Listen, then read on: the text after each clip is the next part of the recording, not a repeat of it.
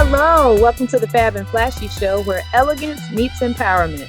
I'm your host, Bree Wilson, and if you're a woman who's 35 plus, this is your show, because we will discuss so much that you can relate to. And be sure to come back soon, because each week we drop a brand new episode. Joining us today is Joy. Joy is a wife, a mom, a professional bodybuilder, and Joy is a breast cancer survivor, and she is thriving with lupus. She's going to be speaking with us today about her journey. Joy, welcome to the show. Thanks, Bree. Happy to be here. Great. Now, going back to your breast cancer diagnosis, when you were first diagnosed with breast cancer, what was that moment like for you? Breast cancer. You thought breast cancer was my story, because that's what everybody know me as, the breast cancer survivor girl. You powered through. You did that. If they only knew what all was before that, you know what I mean? You would have no idea. But with your question, how did it impact me? I am a very humble, confident woman, So the hair thing never affected me. When I lost it 2011, when I was diagnosed with lupus, when I went bald, it didn't affect me. And even now, like, I would wear the braids. Once it got to the point where I knew probably within the last 15 years that it wasn't coming back. Once I got to that point, I would just, wear my regular hair, because they were so small, it was fine. Now they're like, well, only one is like a quarter, probably about a quarter size. The other one's very tiny. We was able to stop that one with the minoxidil, so that worked. So I could still wear braids and everything, And then last year, like around August, we was going on a family cruise, and I said, I think I want to switch to wigs. I was like, I don't know, I just want to switch to wigs. So I never did it. So I'm like, I've done weave, I did braids, my own hair. Let's try wigs. I'm like, and the way I like to be Joyance all the time, like, I want my hair down, flowing. Joyance is accurate. Girl, you know what I mean? So that is my alter ego. So the wigs work. And you can change up your personality. You can be bubbly, you can be sassy, you can be sexy, you can be fab, you can be flashy. You know what I mean? So, the hair never actually affected me. Never. Okay. Nothing with the hair.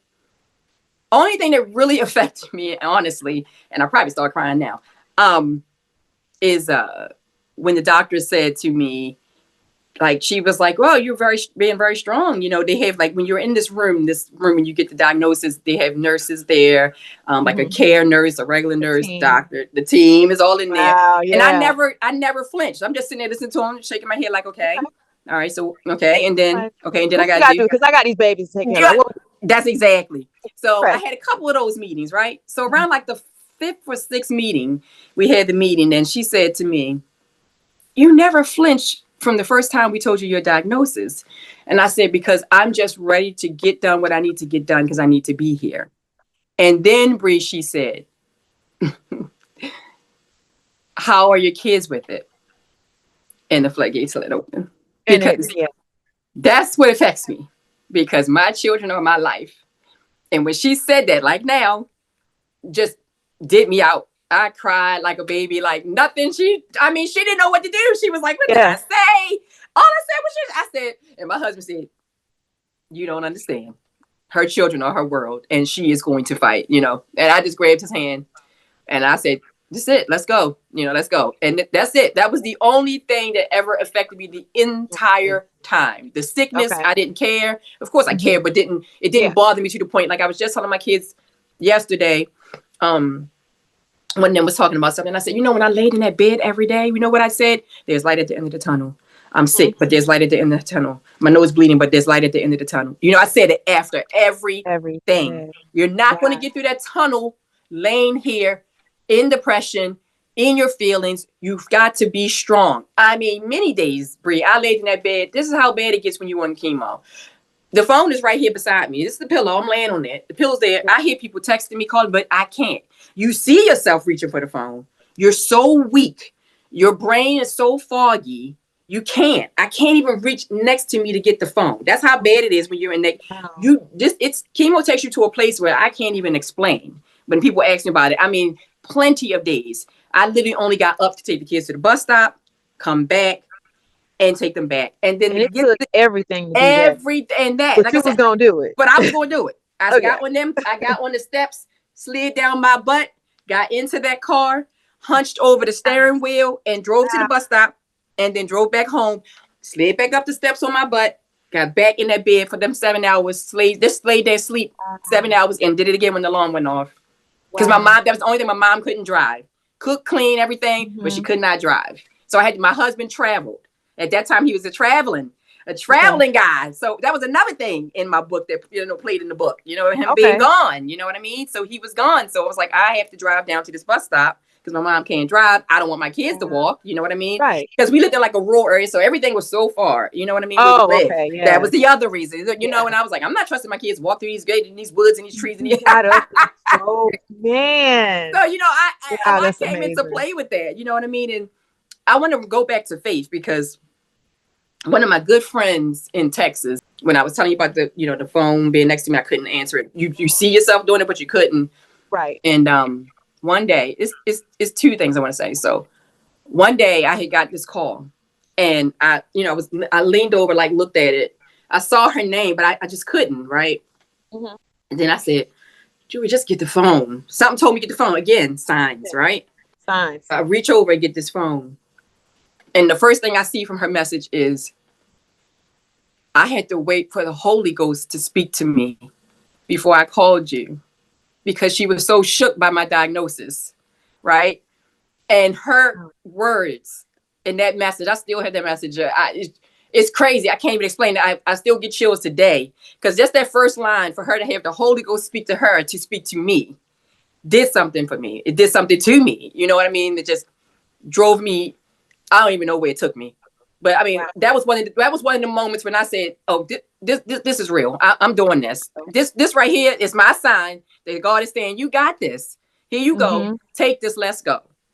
And then back to the gym. So I have this lady that I call my little guardian angel, right? Little white lady at the gym. She's older. They have like the silver sneakers. Everybody like how silver sneakers. Right. I love it.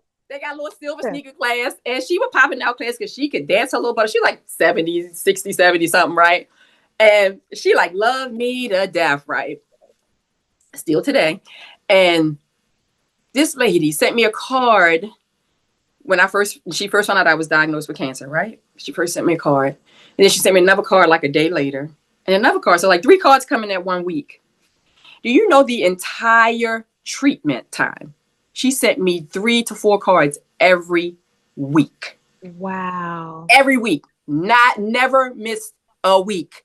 So that was from November 13th. I started my chemo and I officially finished everything. I did all my chemo, all my radiations, and I was finished April 27th. So from November 13th till April 27th, this woman sent me 3 to 4 cards every week because I said to her the first time she sent the card, this made my day. That's all I said back to her. And that was it. And that lady is my guardian angel still to the day. She still sends me cards all the time. Not as often, but she sent me cards all the time. I mean, the sweetest gifts. I mean, and now that since I call her my guardian angel, she sent me like guardian angel things all the time. I'm still here. I mean, she is the sweetest little lady. And again, I really didn't know her.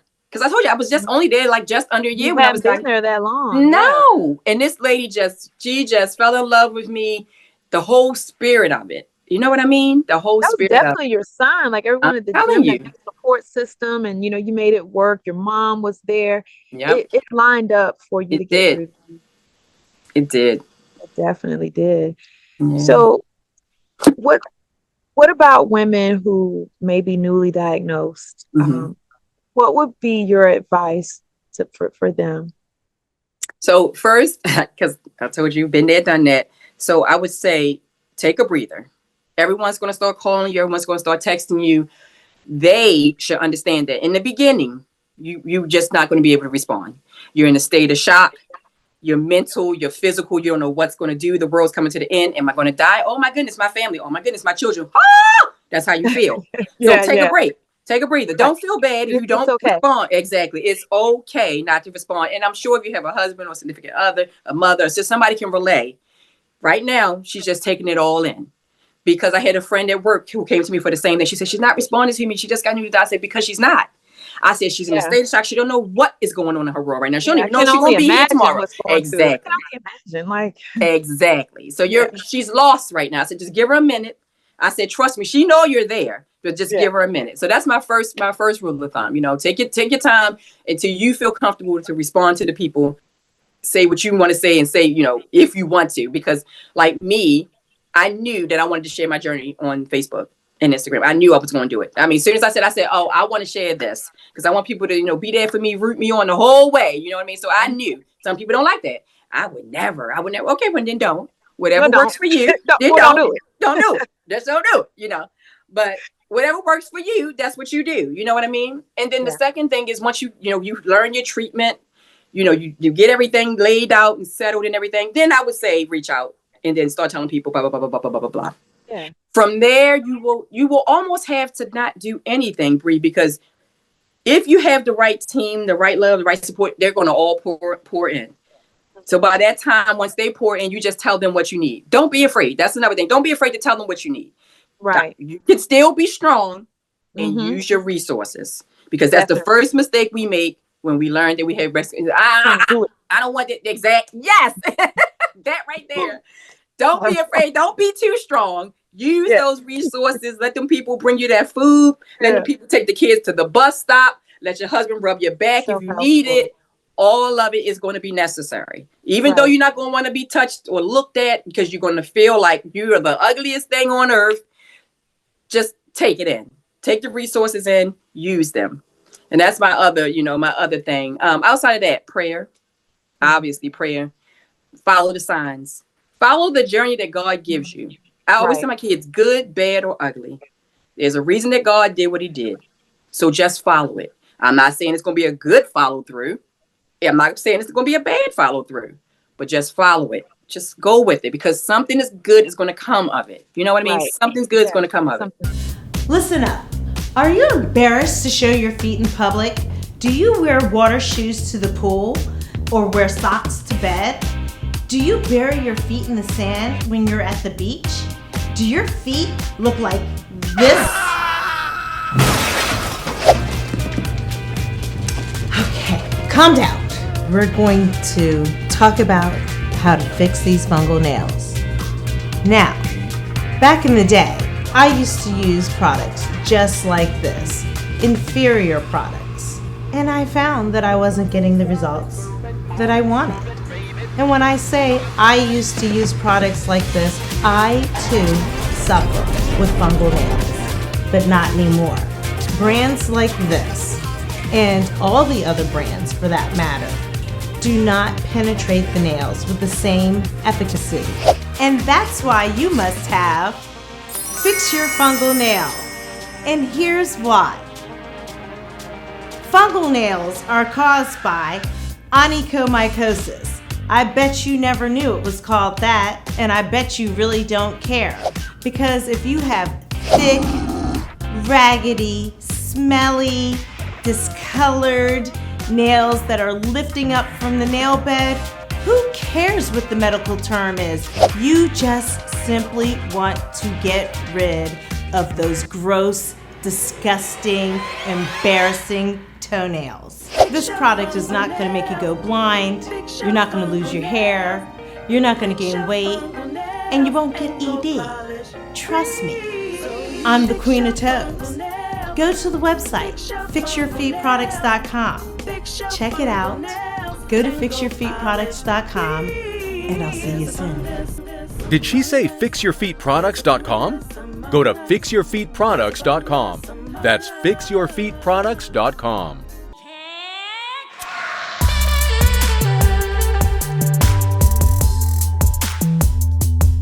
So my Fab and Flashy is a play on words. So flashy is like a play on words. Hot flashes, midlife. And Fab, yes. So Fab is, you can still, be out here living in your power and your empowerment, even though you're a middle-aged woman.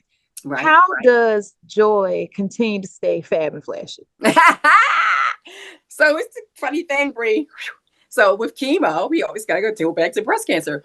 It shot me into premenopause.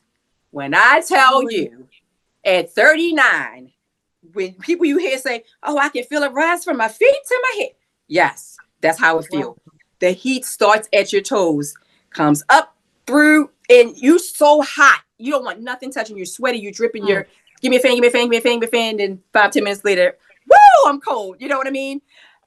So that I had to learn how to deal with, and the medicine that I was on also triggered it. So I would get these things 2, 3, 4, 5 times a day. It was nonstop. People always say, "Why did you stay on the meds if you got the hot flashes?" Because they told me they was going to help me. So I'm staying on whatever they told me was going to help me. Hot flashes, okay. I can be sweaty and wet for 5 minutes. You know what I mean? Again, that's what I mean when I say I'm so confident in what I do. If you tell me and you challenge me, I'm going to do it. So if you tell me this medicine is going to work for me, but I got to sweat for 5 minutes, 5, 6 times a day, that's what I'm going to do. I mean, if it's not hurting me in any way, that's what I'm going to do. So with that, I was able to learn how to maneuver through, the hot flashes. Now, fast forward to 50. Now, I'm learning how to embrace this newness of 50 because the first half of 49, let me explain something. It was still, joy on say, we got this, we doing this. It didn't make about 49 and a half. My ankle hurt, my Achilles pulling, my knee hurt. And I'm like, who in the hell left the gate open? What is going on? Yes. And I'm like, I'm really getting older. But I knew that the change was coming because being off the meds, because my breast cancer was hormone positive. So being off the meds from February to just August, around that July, August time, I knew something was changing. So I didn't know if it was from me being on the meds for 10 years or was it, me coming to change of life. And I honestly think it was a little bit of both, but mainly to change of life because now I get hot flashes in the bed, changing my clothes through the bed at night. I never had to do that. Once I got through the premenopause with the chemo and everything and it calmed down, I never had that. But lately, the last few months, I literally leave a t-shirt on the end of the bed because I have to change at night in the middle of the night. That's how hot I get in the middle of the night. I don't want to take any pills. I told my doctor, I went to her, I told her, exactly what I'm telling you. Something's different. I didn't know if it was the, tamoxifen or if it was, change of life. She said the same thing. It could be a little of both. And, she offered to put me on some meds. And I said, absolutely not. I said, I'm on so many supplements already. I'm just going to fight through this. Again, another fight I'm just going to have to do. It's 50. It's going to keep happening now. This is just the beginning of the change of life. I can't imagine what's going to come. So why am I going to start taking meds now? I'm not going to start taking meds. There's a lot of holistic options. And I know just based on what I've been told, because I do a lot of natural remedies myself, some of the things that you're already doing, and if you continue to do them, the working out, just being mindful of what you're eating, and sleep is a big thing. Yeah. Apparently, some of these symptoms can be more difficult on your body with the lack of sleep. So if you're trying to balance it, so basically to sum it up, self-care. Right. Literally. Quite literally. Yeah. That's it. I would say that. So what's next for you? You just mentioned your book, right? You just mentioned your book. In terms of any projects, advocacy, any goals that you want to share? This year is coming to an end. I haven't really started on 2026, which again, God works in mysterious ways for me. My stuff always happens at the beginning of the year. Like stuff will start reeling in, people start calling, hey, can we do this? Can we do that? Can we do this? So I haven't officially gotten anything for 2026 yet, but it's coming for sure. And this year alone, my advocacy for breast cancer, I used to be huge. I used to call myself the local star, and no joke, but for real, because I told you we lived in a rural area, and I don't know if you ever heard of Johns Hopkins Hospital in Baltimore.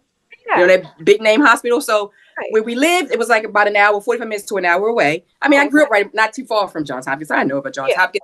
Yeah. But I chose to go to a county hospital in this little small county that we lived in, this rural area, right? Okay. And the best service ever. Everybody mad at me because I didn't go to Johns Hopkins. Why you didn't go to Johns Hopkins? They got the best. They got the best. Okay, they do. They are known, world renowned. They definitely are. Definitely. But this thing is 10 minutes from my house. And if I'm sick, I need to be 10 minutes from my house. You know what I mean? Not an hour, away. 10 minutes. And nothing but God. Every doctor, every nurse, every person in there. Fabulous, right? So I become this miracle, as they call me, person because I knocked out the box as far as they're concerned. So I am the hospital's local gal now. I am in calendars. I am on TV. I was in commercials. on the bulletin board, not bulletin board, what's Love called? it. You know, the big, like the marquee. Yes. The marquee. Big old thing. I mean, huge. Everybody says, "Oh my God, we saw you were there with the doctor." I mean, I would go. I mean, you're Beyonce, so. I mean, I'm Beyonce, so that's kind of, and you know what? That was one of the terms that came while I was laying there. Phone. Really? My cousin sent me this song. You gotta listen to it one day. So she sent me a song because I just, was telling her I can't get out the bed, I can't answer the phone. So she sent me a song and she said, "I want you to listen to this." She said, "This is Beyonce all day."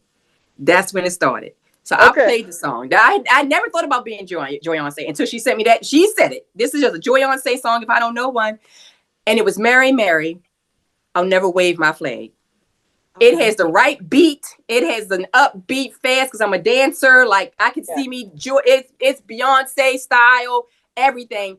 And that was another thing that got me about that bed. When I would hear that song, still today, if I hear that song, I bust out crying because that's my song. I even had that on my first walk shirt. It said, "I'll never wave my flag."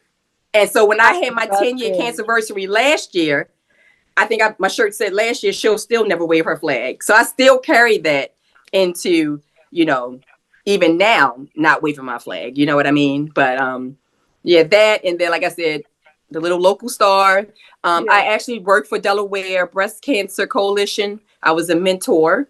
And I would get, people do Zooms like this. Or if I, was able to get to the hospital, I would go to the hospital and mentor, other mentees, new survivors and things of that nature. But of course, I moved up here to Jersey. So that went away. And when I moved here to Jersey, the funny thing is, Bree, when I got my oncologist here at the breast center, I was all excited. I told them all this, like, oh my goodness, I used to be a big advocate in Baltimore. I can, do the same thing here, go out, be a mentee, but mentor, do things for the, mentees, the new survivors. They never got back to me.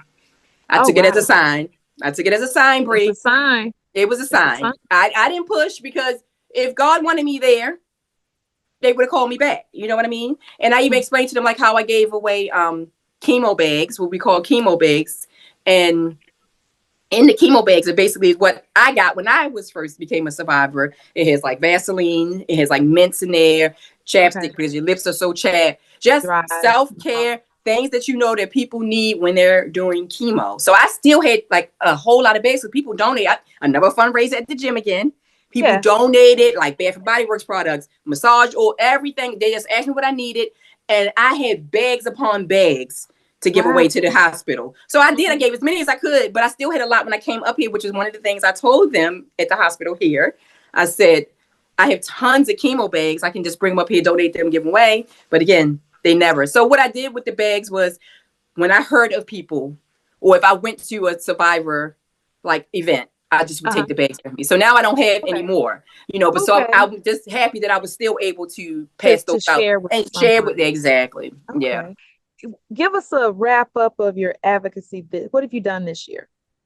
So this year, oh my goodness, I did a lot this year. So I did the survivor calendar. I had that.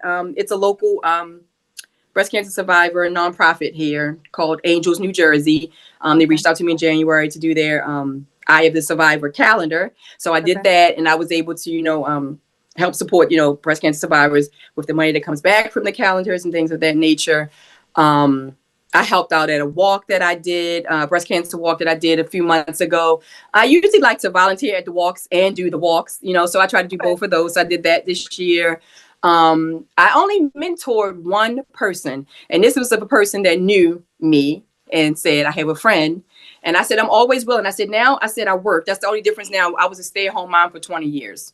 So I just went back to work. I've been back for 3 years now. So I've only been back to work 3 years. And so, I know. For a while. Wow. I was out there for a long time. And that's nothing but God. I know. So when I was diagnosed with breast cancer, I was home. That's the other thing. I didn't have to worry about a job, nothing. That worked in my favor. But I used to, being home, I was able to do like Zoom calls 4 or 5 times, sometimes a day. And I could take on, patients, nonstop. But now it's only more or less if someone knows of me or if I say, because, my days are so busy. And then now, being a bodybuilder, I go to the gym after work. So the time is, and then weekends, family time, limited. So my advocacy is still there. It's just slowed down, this a tad bit. And then most of the patients or, the mentees that come to me now are like, hey, Joy, I got this girl I know, blah, blah, blah, like that. That's the kind of, I'm not like in a, like I was in the Delaware Breast Cancer Coalition. I'm not in like something like that. It's more or less on my own now.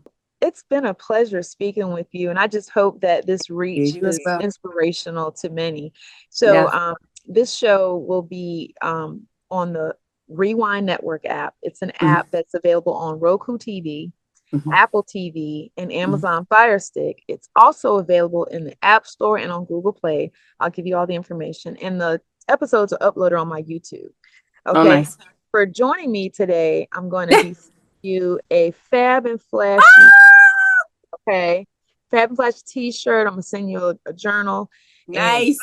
You're an inspiration to me. You know, we actually met at a bodybuilding competition. Yes.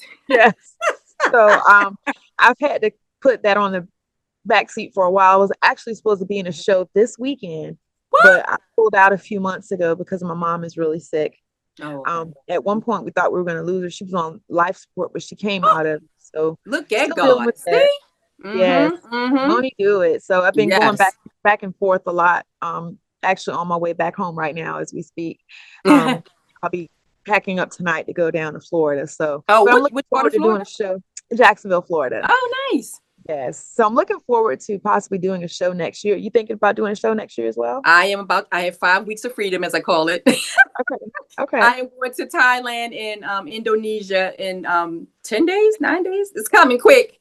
And the week after Christmas is showtime. It's back to prep. Okay.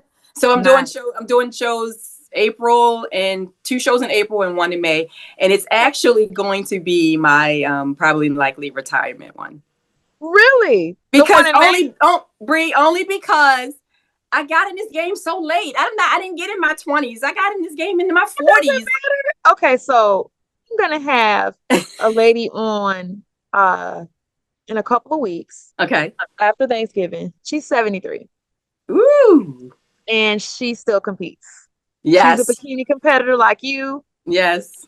Joyanne say can we reconsider? No, so you know what? I told my husband, because he don't believe me either. He's like, yeah, whatever. So that would be, when I do these 3 shows next year for my season, that would be 14 shows. I told him exactly, because I usually do 2 or 3, a year. So that's right, you do. Yeah, you do. You see what I'm saying? It's not 1, it's 2 or 3. So I'm like, okay, let me just do these. Take a little break. Because I never even stopped breathing. When I got in, my cousin told me, you get the bug, that's it. And I got the bug after the first one. When I got 2nd place in the first one and got pro card in the second one, I said, oh, sis is doing this. So from the beginning of 20 and now to 26, I have done shows straight, no breaks, So I said, let me take a little break, even if I come back at 55 maybe, but I think I'm going to take a little break. I'm happy to have moved over to 50 plus now. So that's exciting. That is exciting. Yeah. I took a break myself because I didn't compete between 2018 and 2025. See? So it's okay. The stage, I was told a long time ago, the stage will always be there. It's going to always be there. Always be there. So if anyone wants to connect with you, how can they do that? To follow your journey or anything? Mostly my Instagram, Joy71127. Okay. Yeah. I'll put that at the bottom of the screen. Okay. Joy, thank you again so much, and just wishing you all the best. Thank you. And have an amazing 2026. Thank you. You as well. Yes. Until next time, everyone, be blessed and be empowered. Goodbye. Bye.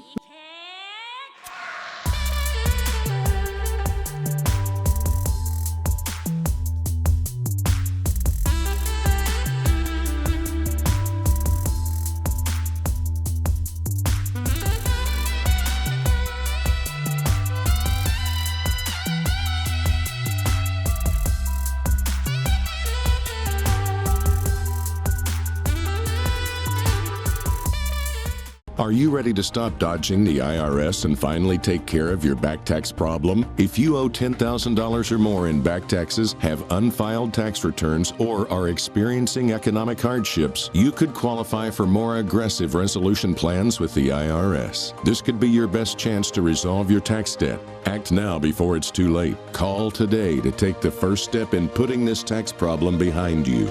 Call 1-800-578-4356. Call now.